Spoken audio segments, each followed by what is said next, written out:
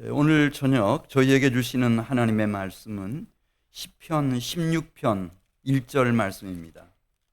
시편 16편 1절부터 11절 말씀까지를 교독하겠습니다. 1절 말씀 제가 먼저 봅니다.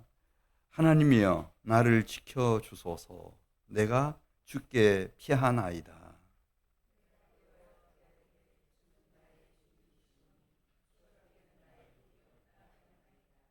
땅에 있는 성도들은 존귀한 자들이니 나의 모든 즐거움이 그들에게 있도다.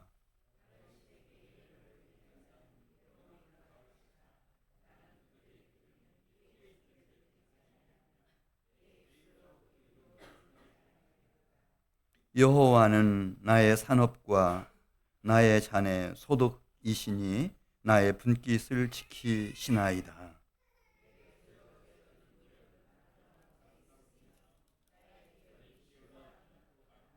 나를 훈계하신 여호와를 송축할지라. 밤마다 내 양심이 나를 교훈하도다.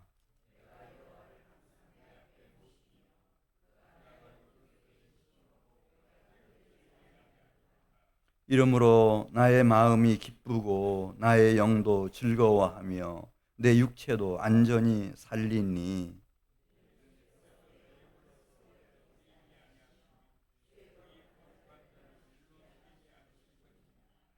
11절입니다. 주께서 생명의 길을 내게 보이시리니 주의 앞에는 충만한 기쁨이 있고 주의 오른쪽에는 즐거움이 있나이다. 아멘. 네, 이 시편 16편을 쓴 사람이 소개되고 있죠? 표제문에 보시면 누구죠? 다윗입니다. 다윗은 다윗이 살던 시대뿐만 아니고 이 다윗이 미치는 영향은 대단합니다. 그의 조상 유다가 살아 있었을 때 그의 아버지 야곱이 유다를 축복하죠. 유다 너는 사자 새끼다. 암사자 같고 수사자 같을 거다. 너를 당할 자 없을 거다. 내 형제들이 너에게 경배할 것이고 너는 내 형제들의 찬송이 될 거다. 내 무릎에서 이 홀이 떠나지 않을 것이고 실로가 오시기까지 내 자손 가운데서 왕이 일어날 거다. 다 말씀하시고 이제 시간이 흘렀어요. 10년, 100년, 500년, 600년, 700년, 800년, 한 900년쯤 이렇게 흘러갔을 때 이제 태어난 사람이 바로 오늘 시편 16편을 쓴 다윗이에요. 다윗은 평민의 이새의 아들로 태어났죠. 그렇지만 그는 이제 유다 지파가 이제 주로 살아가는 그 헤브론에서 유다 지파의 왕이 됐어요. 그리고 통일 이스라엘의 왕이 됐습니다. 이거 엄청난 사건입니다. 왜냐하면 그 전임자였던 사울이 전쟁에서 완전히 패망해가지고 전사를 했거든요. 자식들과 함께. 나라가 망한 상태였어요. 그런 나라를 이 다윗이 다시 유다에서 이제 헤브론에서 왕이 돼가지고 7년 반 통치하는 동안에 정말 능력을 120% 발휘해가지고 예루살렘으로 천도를 하고 통일 이스라엘의 왕이 된 겁니다. 그리고 마침내 그가 왕으로 40년 통치하는 동안에 이 중동 세계의 패권 국가가 됐어요. 가장 강성한 대국이 된 거죠. 다윗은 성공한 사람입니까? 실패한 사람입니까? 적어도 지금부터 3000년 전 성공한 사람 중에 성공한 사람은 왕입니다. 근데 평범한 왕이 아니고 이렇게 완전히 전쟁에서 패망한 나라를 다시 일으켜서 중동의 패권 국가로 딱 일으켜 세운 다윗이야말로 성공한 사람 중에 가장 성공한 사람이죠. 이런 사람들은 인생을 살아갈 때 별 어려움이 없을 것처럼 우리는 생각되잖아요. 근데 다윗의 훌륭한 점이 그렇지 않았다고 하는 것을 너무도 진솔하게 오늘 시편 16편 1절에서 우리에게 들려주고 있습니다.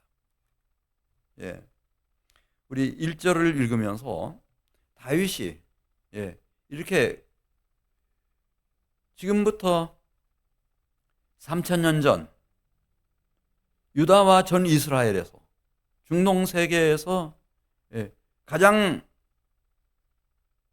강력한 왕이 됐지만은 그러나 1절에서 진솔하게 얘기하는 겁니다. 나는 그렇게 강한 사람이 아니었다. 나는 피난처가 필요한 사람이었다. 그 얘기를 하는 거예요. 자, 우리 1절 말씀 같이 읽습니다. 하나님이여 나를 지켜 주소서. 내가 죽게 피하나이다. 우리 생각에는 성공하면, 그것도 최고로 성공하면 800년 만에 900년 만에 꿈을 이루면 가장 강성한 대국을 건설하면 그러면 다 될 것 같지만은 인생이라고 하는 것은 그게 아니라는 거죠. 그 꿈을 이루고 난 이 다윗이 피난처가 필요했어요. 피난처. 사실은 올라가면 올라갈수록 바람이 더 세요. 외풍이. 시험도 많고 시련도 많고 유혹도 많고 미혹도 많아요. 이걸 우리는 모르죠. 올라가면 거기 안전지대인 줄 생각한단 말이에요. 전혀 그렇지가 않아요. 그리고 그는 깨닫습니다. 그러면은 피난처 중에 최고의 피난처, 가장 완전한 요새 어딜까? 1절, 2절 우리 연결해서 읽으면서 생각해 보겠어요. 다윗은 이 세상에 와서 이걸 발견한 사람이에요. 그 자리는 왕의 자리가 아니었어요. 그 자리는 어디에 준비되어 있었는지 우리 1절, 2절 같이 읽습니다. 시작. 하나님이여 나를 지켜주소서. 내가 죽게 피하나이다. 내가 여호와께 아뢰되 주는 나의 주님이시오니 주밖에는 나의 복이 없다 하였나이다. 여기서 주님이 누구예요? 하나님, 여호와 하나님. 하나님 밖에는 피난처가 없는 거예요. 이 세상에 뭐 여러 가지 좋아 보이는 것들이 있지만 이건 다 바람 같은 거예요. 자고 일어났더니 앞마당에 막 독수리들이 가득 내려앉아 있어요. 야, 우리 집 부자 됐구나. 이 독수리 한 마리에 10,000원만 계산한다 하더라도 이게 100만 원도 넘겠네. 독수리 떼가 다 우리 앞마당에 모여있네. 이렇게 생각할지 모르지만 이게 그냥 순식간에 후두둑 날아오르면서 다 사라져 버리듯이 정함이 없는 재물이 그런 거라는 거죠. 그래서 주밖에는 나의 진정한 복이 없습니다. 그렇게 고백하는 겁니다. 이런 깨달음을 가진 사람들이 있었어요. 시편 73편 25절에 보시면은 아삽이라고 하는 아마 그 당시에 특별한 음악적인 재능을 가지고 태어나서 이렇게 작곡도 하고 작시도 하고 성가대도 인도하고 풀타임 사역자로 하나님을 섬겼을 것으로 생각되는 이 사람이 시편 73편 25절에서 그도 똑같은 발견을 해요. 이거 굉장한 콜럼버스가 아메리카 신대륙을 발견하는 것 못지않게 이거 굉장한 발견인 거예요. 무슨 발견이었나? 우리 시편 73편 25절 같이 읽으면서 생각해 보겠습니다. 시편 73편 25절 말씀 시작. 하늘에서는 주의 의에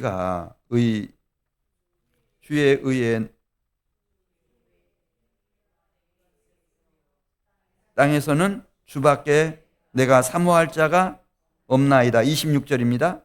내 육체와 마음은 쇠약하나 하나님은 내 마음의 반석이시요 영원한 분깃이시니이다.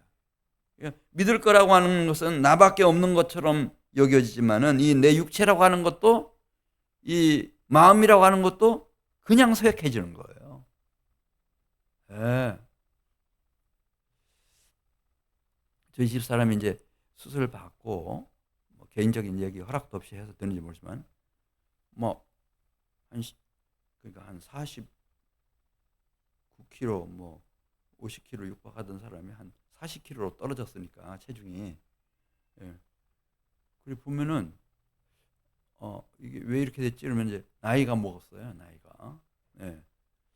나이가 이제 70을 바라보고 가니까 그렇겠다는 생각이 들지만은 그러나 한 가지, 야 이거 참 너무 허무하네 그런 생각이 드는 거예요.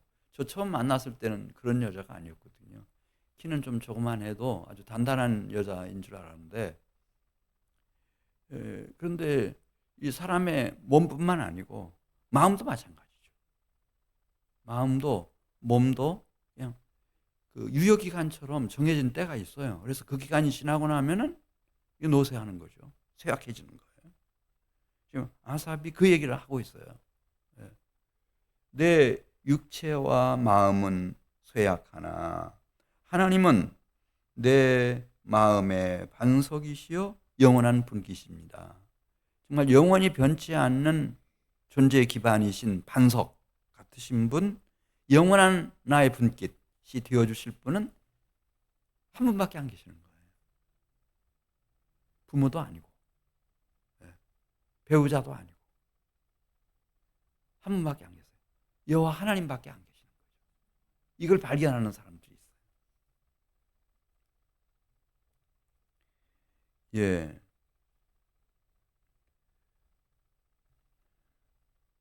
또 우리 5절, 6절에 있는 말씀 보시면은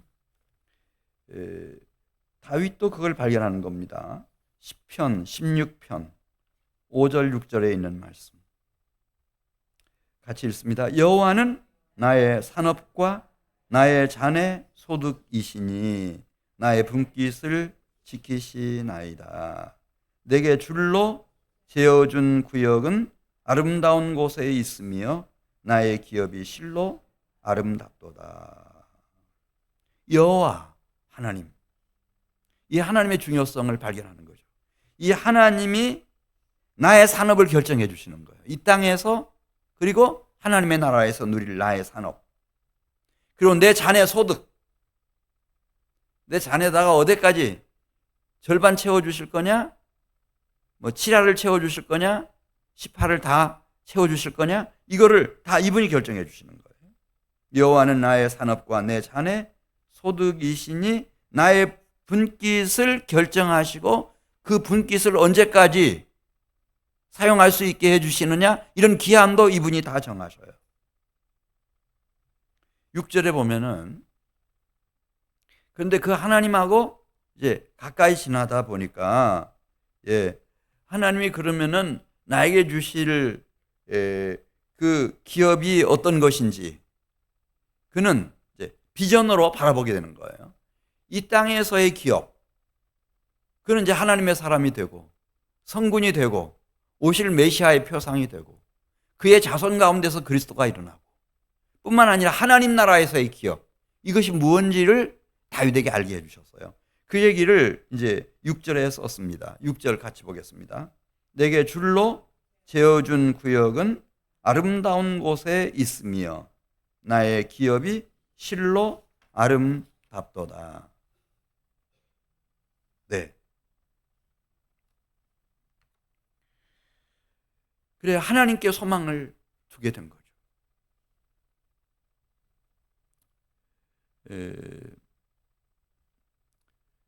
시편 15편 1절 우리가 오늘 아침에 보았습니다마는, 여호와여 주의 장막에 머무를 자 누구오며 주의 성산에 사는 자가 누구오니까. 하나님이 주의 장막에 나를 머물게 하시고 영원한 주의 성산에서 살아가게 하시겠구나. 그런 미래의 기업까지 이 다윗은 바라보면서 나에게는 누구밖에 없다? 하나님밖에 없다. 이런 모든 결정권을 다 가지고 계시는 여호와 하나님. 이분이시다. 이렇게 결론을 내리는 겁니다. 민수기 18장 20절에 있는 말씀을 보면은 아론이 제사장으로 기름 부음 받을 때도 하나님이 모세를 통해서 그걸 알려주셔요. 이제 대제사장이 된 기름 부음 받은 아론은 앞으로 어떻게 구별된 삶을 살아가야 되는지, 그러면서 민수기 18장 20절 말씀 보겠습니다. 내가 너의 분깃이 되어주겠다. 내가 너의 기업이 되어주겠다. 이런 약속을 하세요. 우리 중에도 이제 하나님의 나라를 세워가는 일에 전심전력할, 전 생애를 다 바칠 분들이 일어날 수도 있죠. 그러면 그들에게는 주님이 똑같이 말씀하시는 거예요. 자, 우리 민수기 18장 20절 말씀 같이 읽습니다. 여호와께서 또 아론에게 이르시되 너는 이스라엘 자손의 땅에 기업도 없겠고 그들 중에 아무 분깃도 없을 것이나 누가 내가 이스라엘 자손 중에 내 분깃이요 내 기업이니라. 할렐루야. 네. 하나님이 분깃이고 기업이 되어주겠다. 이렇게 약속하시는 거예요. 그리고 아론은 자신뿐만 아니라 자자손손까지 사역자들로 하나님 앞에 바쳤고 하나님은 그 자자손손을 책임져 주셨습니다. 그들의 모든 필요를 다 채워주셨습니다. 예레미야 애가 3장 24절 말씀 보겠습니다. 예레미야 선지자도 마찬가지입니다. 예레미야 선지자에게도 정말 우리가 소망을 두고 진실로 신뢰할 수 있는 그런 분깃, 이 기업이 무엇인지를 깨닫게 해주십니다. 예레미야 애가 3장 24절 말씀 우리 같이 읽습니다. 시작. 내 심령에 이르기를 여호와는 나의 기업이시니 그러므로 내가 그를 바라리라 하도다. 그래서 예레미야가 그렇게 고백하는 겁니다. 나의 기업은 뭐지? 선지자니까 예레미야가 여호와 하나님이 나의 기업이시구나.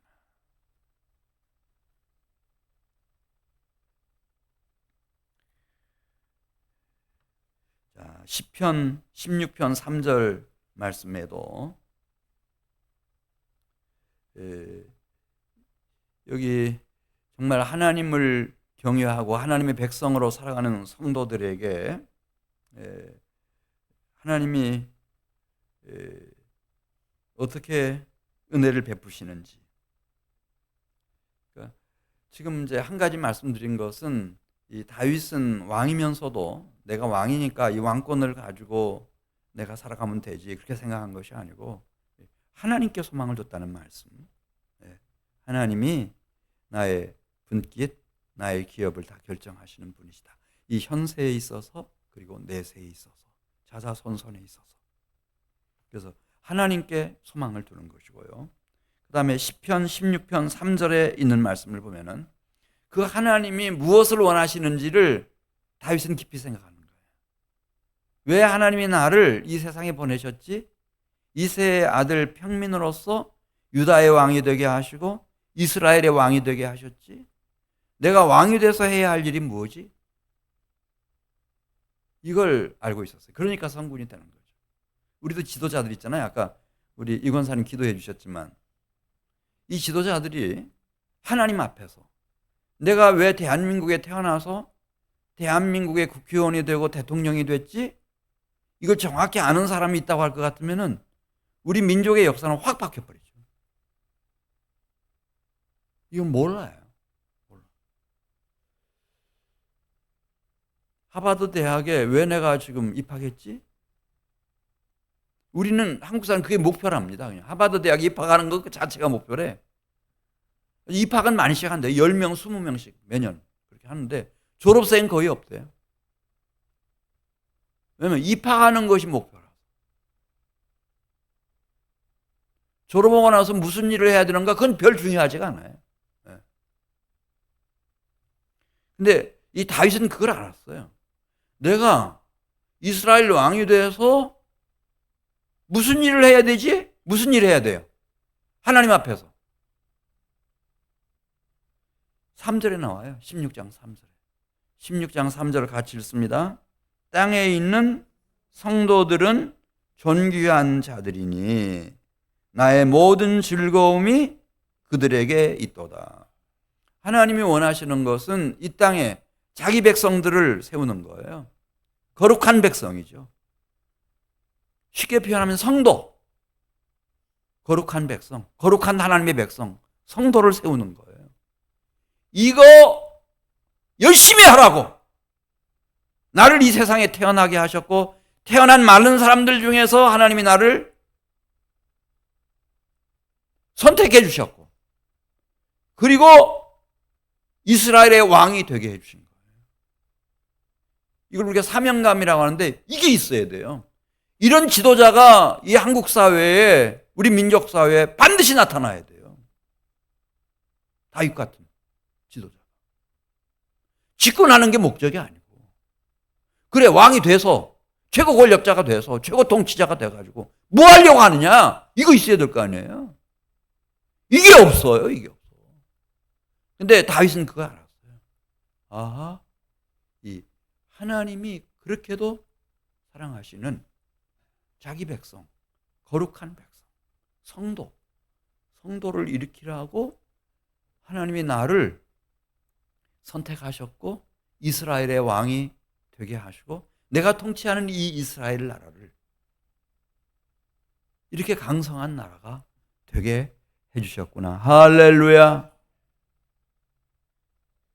그러니까 왕이 돼서도 계속 이런 시를 쓰고 하나님 앞에 찬양을 올리고 평생의 목표가 우리 백성들이 하나님을 예배할 수 있는 성전을 건축하는 것이고 그걸 위해서 모든 걸 다 쏟아붓고 그렇게 분명한 목표를 향해서 나아갈 수 있었던 것.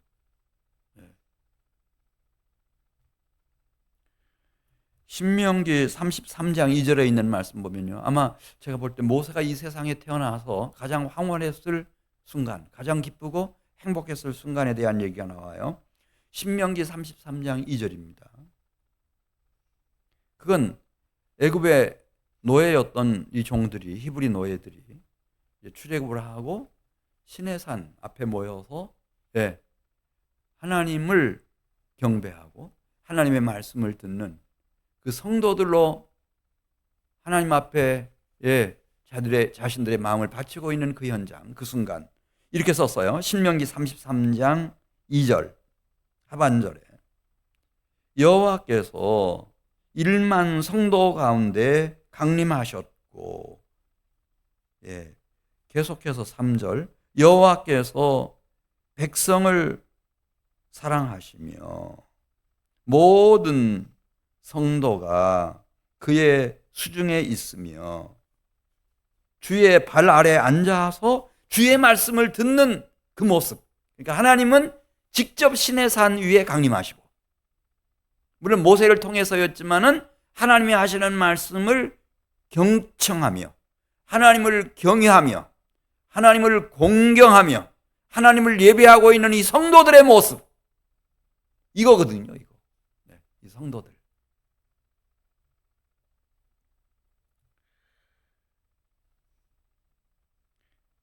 다니엘 7장 22절에서도 결국 이 창조주이신 여호와 하나님은 이 인류의 역사를 이끌어 가실 때 그 초점이 그 목표가 말이죠. 이 성도들을 세우는 겁니다. 우리 다니엘 7장 22절 말씀 같이 보겠습니다. 옛적부터 항상 계신 이가 와서 지극히 높으신 이의 성도들을 위하여 원한을 풀어주셨고 때가 이름에 성도들이 무엇을 얻었다라 그랬죠? 나라를 얻는 겁니다. 이 성도들이 나라, 하나님의 나라, 주님의 나라를 얻는 겁니다. 그걸 향해서 하나님이 지금 사역하고 계시고 하나님이 통치하고 계시고 다스리고 계시는 거예요. 만일 이것을 안다고 할 것 같으면은 우리가 우리 자녀들에게도 그걸 알려주셔야 됩니다. 왜 네가 건강하게 이렇게 씩씩하게 잘 자라나야 되는지, 왜 네가 공부를 해야 되는지, 그 목적이 뭔지, 왜 대학에 진학해야 되는지, 왜 취업을 해야 되는지, 왜 결혼을 해야 되는지, 살아가면서 이런 일을 해야 되는지, 그게 뭔지를 깨닫게 해주셔야 된단 말입니다. 다윗은 그걸 알고 있었습니다. 그래서 오늘 제가 두 가지 말씀드렸죠. 하나는 하나님, 이 하나님을 영화롭게 하는 거. 그다음에 또 한 가지는 하나님이 가장 사랑하는 이 성도들을 일으켜 세우는 거. 적어도 다윗에게는 하나님이 나에게 주신 가족들, 내 동지들, 그리고 하나님이 나에게 맡겨주신 유다 백성들, 적어도 이스라엘 백성들만은 하나님을 잘 경외하고 섬길 수 있는 성도의 반열에 다 서도록 이끌어주는 거. 이것이 나의 사명이다. 이렇게 사명을 깨달은 겁니다.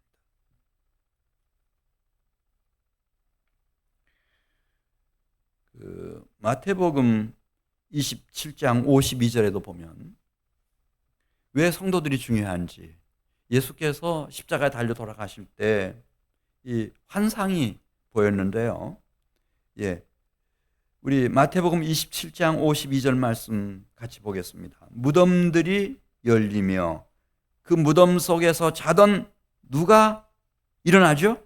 성도들의 몸이 많이 일어나되 예수의 부활 후에 그들이 무덤에서 나와서 거룩한 성에 막 들어가는 환상, 이거 보는 거예요. 이게 영원무궁한 주의 나라인데요. 이 나라.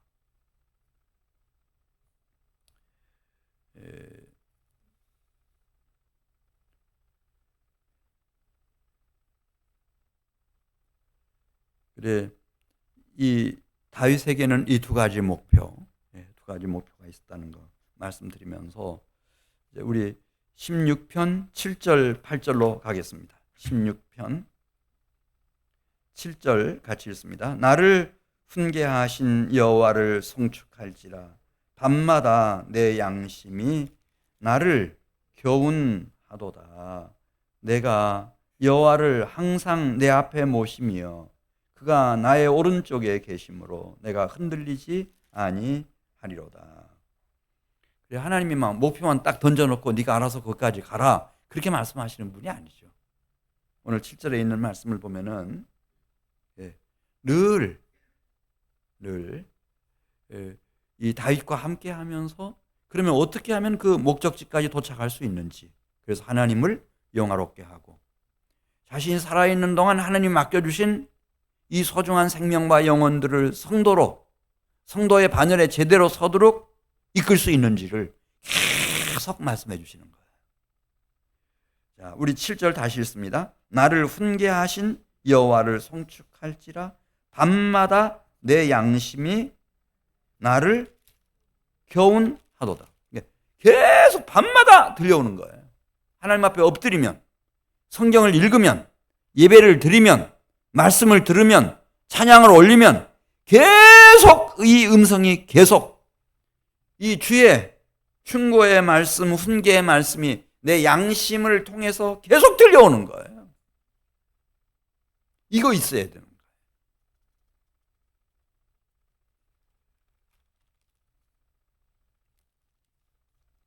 그리고 8절에 있는 말씀 보겠습니다. 내가 여호와를 항상 내 앞에 모시며 그가 나의 오른쪽에 계심으로 내가 흔들리지 아니하리로다. 혼자 그 길을 가는 게 아니고 고아처럼 이 주님과 함께 같이 동행하는 거죠. 그러니 누가 다윗을 당하겠어요? 다윗을 당할 자가 없죠. 다윗은 100번 싸워서 100번 이겼어요. 외부의 적들로부터는 한 번도 패한 일이 없어요. 단지 이제 자기가 이렇게 안심하고 이제 내가 알아서 해도 되겠다, 이런 마음을 가지고 나태하고 자만하게 지내던 때 자기 마음속에서 막 정욕이 막 불일 일어나 가지고 그 바세바하고 동침한 일이 있었지만 그거는 다른 얘기고요. 그건 자기 안에서부터 그렇게 된 것이고, 적들과 싸워 가지고는 곰이 됐든 사자가 됐든 골리앗이 됐든 누가 됐든 사울 왕이 됐든 어느 전선에 나가서 싸움을 해도 한 번도 패한 일이 없어요. 왜냐하면 그때는 긴장하고 깨어 있어서 기도하고 그 양심을 통해서 들려주시는 세미한 음성을 늘 듣고 주님과 함께 출전하고 같이 전쟁하고 다 이렇게 했기 때문에 백전백승이었어요. 이게 신앙생활이라고 하는 거예요. 신앙생활.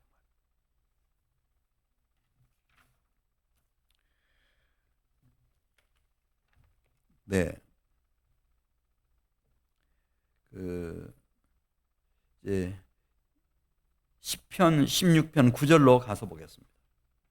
이런 신앙생활은 참 얼마나 행복한 신앙생활인지 9절에 나오네요. 9절 같이 읽습니다. 이러므로 나의 마음이 기쁘고 나의 영도 즐거워하며 내 육체도 안전히 살리니. 그랬습니다. 마음은 기쁘고 영은 즐겁고 육체도 늘 건강하게 해주시고 하나님이 함께 하셨어요. 네. 그래, 우리 사랑하는 성도 여러분들이 하나님을 공경하시기를 바라요. 하나님이 내 분깃을 정하시는 분이시고 이 땅과 그리고 다음 세상에서 누릴 모든 산업과 기업을 누가 다 결정하시나? 하나님이 결정해 주셔요. 그걸 알 수 있는 게 오늘 여기 학생들도 있고 이제 앞으로 결혼해야 할 분들도 계시는데, 결혼이 중요해요, 안 중요해요? 결혼해 보신 분들은 아죠. 결혼이 중요해, 안 중요해요? 중요하죠. 그 배우자를 하나님이 뽑아서 주셔요. 그 다음에 그 배우자와 함께 살아가면은 열심히 사랑하고 이렇게 하다 보면 거기서 아들도 태어나고 딸도 태어나는데 이 자녀들도 누가 다 결정하시는가? 하나님이 결정해 주셔요. 하나님이 미치는 영향이요 절대적이라고 생각하십니다. 다윗은 그걸 안 거예요. 나 이스라엘의 왕이다. 이거 아무것도 아니라. 진짜 왕은 하늘에 계신 여호와 하나님이십니다. 그래서 하나님을 공경하는 거예요. 하나님을 경외함으로 공경함으로 하나님을 섬기는 거죠. 하나님을 잘 섬기는 거예요.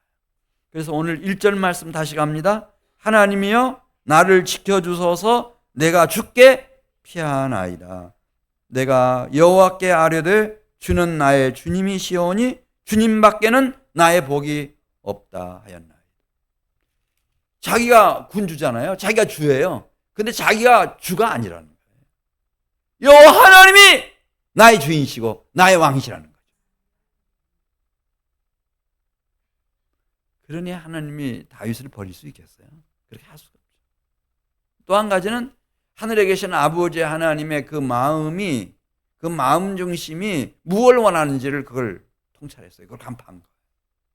무엇을 세우는 거예요? 하나님의 거룩한 백성, 성도들을 세우는 거예요. 할렐루야. 이걸 위해서 나도 공부하는 거고, 이걸 위해서 대학 진학하는 거고, 이걸 위해서 취업을 하고, 이것을 위해서 결혼을 하고, 이것을 위해서 내가 평생 해야 할 일들을 다 정하고. 그렇게 하면은 하나님이 얼마나 기뻐하시겠어요.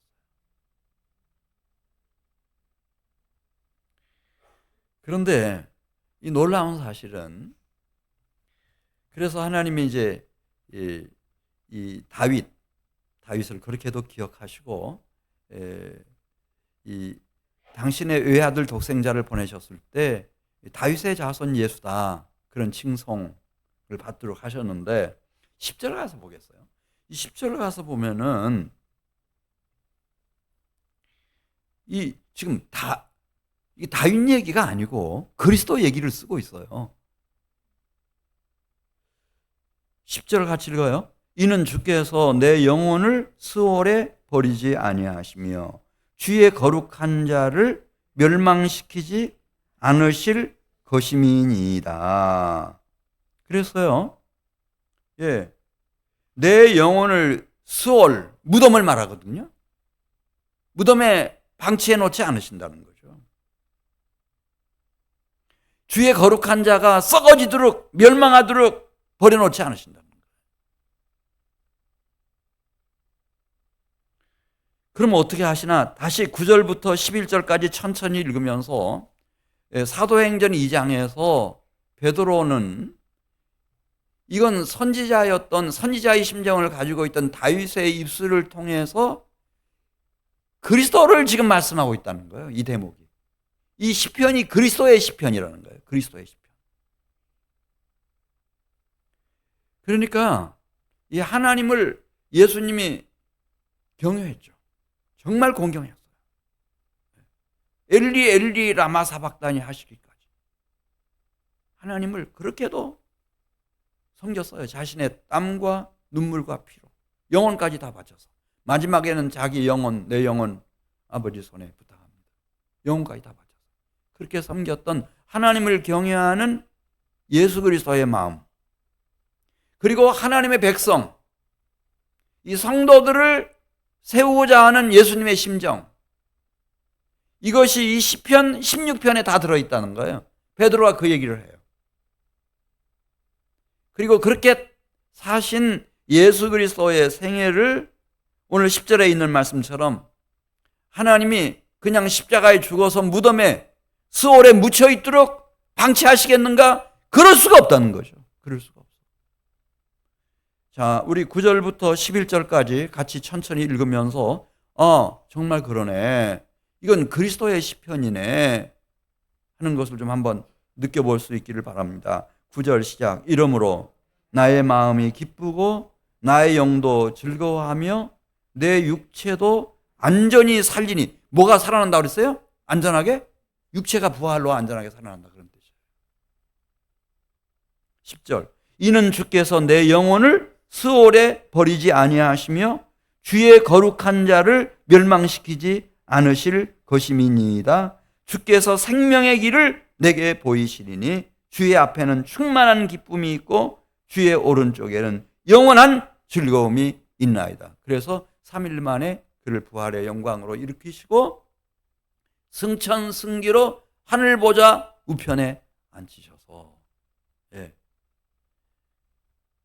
하나님이 얼마나 놀라운 복을 부어주시는지를 증명하시는 거죠.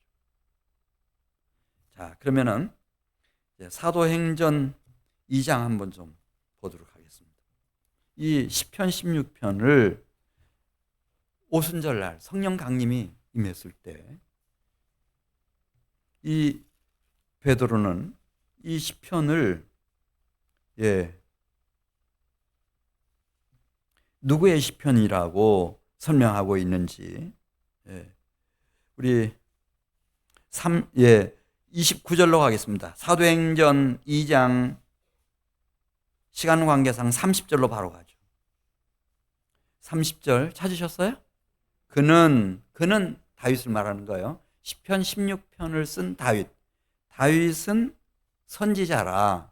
다윗이 왕이 선지자는 아니에요. 그러나 그 당시에 다윗이 가졌던 그 심령과 영혼은 선지자의 심령과 영혼이었다는 거예요.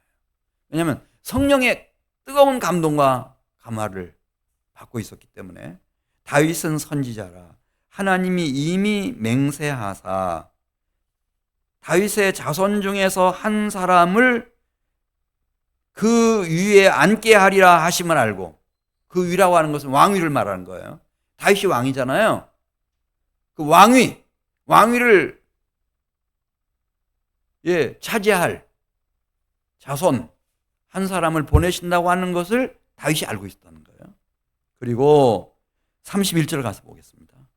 미리 본고로, 성령의 충만한 감동하심 속에서 미리 본고로 무엇을 말한 거라고 그랬어요? 이 시편 16편이 그리스도의 부활을 말하되, 그러면서 그 말씀을 그대로 인용하는 거예요. 그가 음부에, 스올을 음부라고 여기 번역했죠. 같은 단어예요. 그가 음부에 버림이 되지 않고 그의 육신이 썩음을 당하지 아니하시리라 하더니 이 예수를 하나님이 살리신지라 우리가 부활하신 이 일의 증인이로다. 하나님이 오른손으로 예수를 높이심에 그가 약속하신 성령을 아버지께 받아서 너희가 보고 듣는 이것을 부어 주셨느니라. 예. 그러니까 이 시편 16편에 있는 시는 다윗의 신앙 고백을 담은 시이기도 하지만은 그는 선지자였다는 거예요. 앞으로 자기 자손 가운데서 큰 왕이 돼서 새벽 이슬 같은 주의 백성들을 일으킬, 지금 뒤에까지 나오는데 그런 위대한 역사를 실현시킬 그분이 오실 것에 대해서 말씀했는데, 그분이 이 세상에 와서 33년 사시고 3년 반 공생에 사시는 동안에 하나님을 어떻게 경외하고 공경함으로 섬겼는지, 그리고 하나님이 진정 원하시는 바가 무엇인지, 거룩한 자기 백성 성도들을 일으키시는 것이라고 하는 것을 알고 이 두 가지를 위해서 낮에도 말씀드렸습니다마는 자기를 다 쏟아부었습니다. 이런 생애는 하나님이 그 육체를 살려내시고 그 영혼을 절대로 음부에 처하게 만드시지 않으시고 죽은 자 가운데서 부활의 생명으로 승천과 승기로 하늘보좌 우편에 앉히셔서 하나님이 어떻게 이 땅에 주 예수 그리스도의 나라를 열어가시는지 그거 말씀하신다는 거예요. 자, 우리 34절 계속해서 보겠습니다. 사도행전 2장 34절입니다. 다윗은 하늘에 올라가지 못하였으나 친히 말하여 이르되 주께서 내 주에게 말씀하시기를 내가 내 원수로 내 발등상이 되게 하기까지 너는 내 우편에 앉아 있으라 하셨도다 하였으니 그런즉 이스라엘 온 집은 확실히 알지니 너희가 십자가에 못 박은 이 예수를 하나님이 주와 그리스도가 되게 하셨느니라 하니라. 네. 그래서 새벽 이슬 같은 주의 거룩한 성도들이, 주의 청년들이 이분이 오신 이후에 확 일어나도록 그리스도의 시대가 열리도록. 다윗은 예수 그리스도보다 1000년 전에 태어났던 사람이고 우리는 예수 그리스도 이후 2000년 만에 이 세상에 태어난 사람들입니다. 그러나 그 마음 중심, 이거는 한결같아야 합니다. 다윗도 그랬던 것처럼 그리스도 예수도 그러했던 것처럼 내가 진정으로 예수님을 믿고 예수님 안에 있다면은 하늘에 계신 나의 미래를 다 결정하시는, 나의 산업과 기업을 다 결정하시는 여호와 하나님을 경외할 줄 알아야 됩니다. 공경함으로 섬길 줄 알아야 됩니다. 이거 결단하셔야 됩니다. 또 한 가지는 그러면은 나는 어떻게 그 아버지 하나님이 그렇게 원하시는, 그래서 독생자를 보내셔서 주 예수 그리스도의 시대를 열어놓으셨는데 그분의 사랑하는 아들의 나라를 세워가기 위해서, 그분의 몸된 교회를 세워가기 위해서 어떻게 나도 성도들을 잘 섬기고 세워가는 일에 남은 때를 드릴 수 있는지를 우리가 좀 고민해야 됩니다. 이렇게 그리스도께서 걸어가신 그 길 다윗도 걸었고, 그리고 예수님을 진실로 믿고 따르는 사람들도 사도들부터 시작해서 다 그 길을 걸어왔습니다. 그들에게 성도의 부활의 영광, 그리고 새하늘 새 땅 거룩한 성 새 예루살렘 성의 기업과 그곳에서 여호와 하나님이 나의 아버지가 되시고 어린 양이 나의 신랑이 되셔서 거룩한 영광의 빛을 비춰주시고 당신 품 안에서 나를 다 돌봐주시고 나의 손에 들린 등불처럼 주님이 나를 영원 무궁토록 인도해 주시는 생명의 강수가 넘쳐나는 그곳에서 세세무궁토록 영생복락을 누리는 나라로 들어가는 겁니다. 우리 사랑하는 성도 여러분들, 제가 오늘 저기 두 가지 말씀을 드린 겁니다.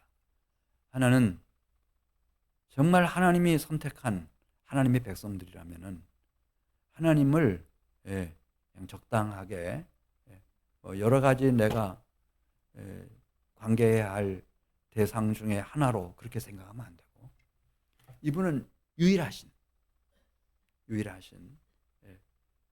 내가 가장 경외하고 가장 공경하고 가장 사랑함으로 섬겨야 할 가장 귀한 분이다, 이 생각 하나. 또 한 가지는 이 땅에 주의 거룩한 백성, 그 성도들을 세우는 일에 우선 하나님이 나에게 주신 내 배우자, 자녀들부터 시작해서 부모, 형제들부터 시작해서 나의 소중한 친구들까지, 이들을 어떻게 이렇게 그리스도를 따르는 성도의 반열에 세워갈 것인가, 이것을 우리 자신의 사명으로 받아들인다고 할 것 같으면 이런 생애는 정말 하나님이 기뻐하시고 많은 복을 내려주실 줄로 믿습니다. 우리 같이 기도드리겠습니다. 아버지 하나님, 감사합니다. 오늘 밤에도 우리 사랑하는 성도들을 인도하시고 우리의 예배를 통해서 영광 받으실 뿐만 아니라 우리를 도전하셔서 마음을 다하고 목숨을 다하고 뜻을 다하고 힘을 다해서 여호와 하나님을 경외함으로 공경함으로 사랑하고 섬길 수 있게 하시고, 그리고 하나님이 나에게 맡겨주신 소중한 생명과 영혼들을 성도의 반열에 세워갈 수 있는 귀한 소명과 사역 감당할 수 있는 하나님, 그런 마음가짐 또 그런 지혜와 능력, 은혜 베푸실 것을 생각할 때 얼마나 감사한지 모르겠습니다. 우리의 남은 때를 하나님, 지금까지 살아온 그 어느 때보다도 가장 소중하고 의미 있는, 하나님을 진정 기쁘시게 하는 그런 남은 때를 살아낼 수 있도록 저희를 도와주시옵소서. 예수님의 이름으로 기도드리옵나이다.